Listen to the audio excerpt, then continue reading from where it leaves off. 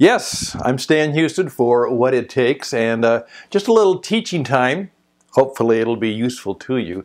Yes, Happy New Year.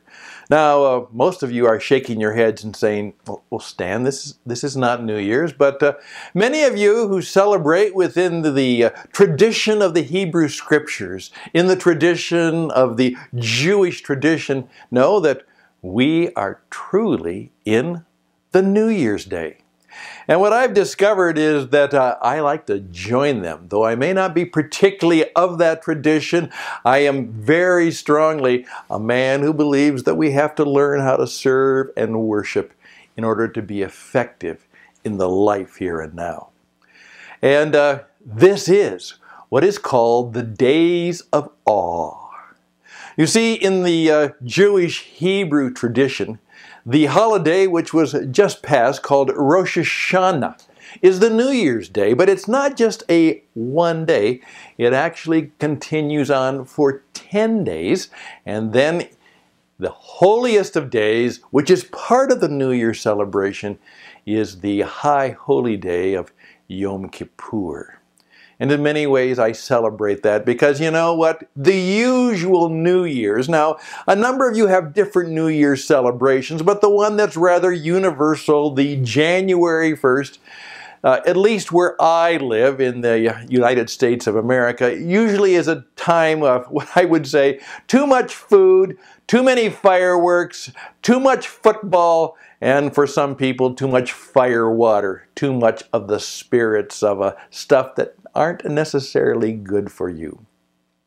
But you see, if you adopt the tradition of the Rosh Hashanah or the Yom Kippur, you find that it's a very different way to celebrate. First of all, it's New Year's. And certainly, it means we look ahead. So it's a time of foresight, as I say. How do I want my life to be different in the year going ahead? Now, this is not just your New Year's resolutions, which people don't take very seriously. We all know about that. But it is deeply a time to look ahead and say, by the power of the Creator, by the power of the gifts that I have been given, how will I live differently so that the results I have will be different? But you know, I can't do that unless I use another F word. It's also a time to seek forgiveness. Now, more and more I've discovered that I need more and more forgiveness in my life. There are so many mistakes I've made and so many things I've done wrong that I need to live. As one of my friends says, you need to be under the mercy at all times, because if you got what you really deserve, Stan Hustad, you'd be in trouble. If you got what you deserve, everyone says, oh, I just want what I deserve. No, you don't. You want something more. You want grace and mercy. You don't want what you deserve, because if you got it, it probably wouldn't go too well for you. So it's a time to try and clean up your act in terms of the past year and to seek forgiveness for those things that perhaps you haven't done. And you need to forgive some people. And you need to forgive yourself. Yeah, forgive yourself. And with that power of being forgiven, to look forward to the time of foresight. And so this 10-day time of both celebration and reflection and new intentions, it's where we seek the days of awe. It's a time that will make it awesome. As one of my Hebrew Jewish tradition mentors said, you know, I asked for wonder, and you gave it to me. I asked God for wonder, and you gave it to me. Ah. That is the response to what happens when the Creator comes to us and helps us. You know, and I want to put it in a very practical context right now. The world is changing rapidly. It is truly becoming a world that is digital based. If you are not prepared, and that's where a lot of my work is now, how are you going to live in the digital economy? Everything is changing.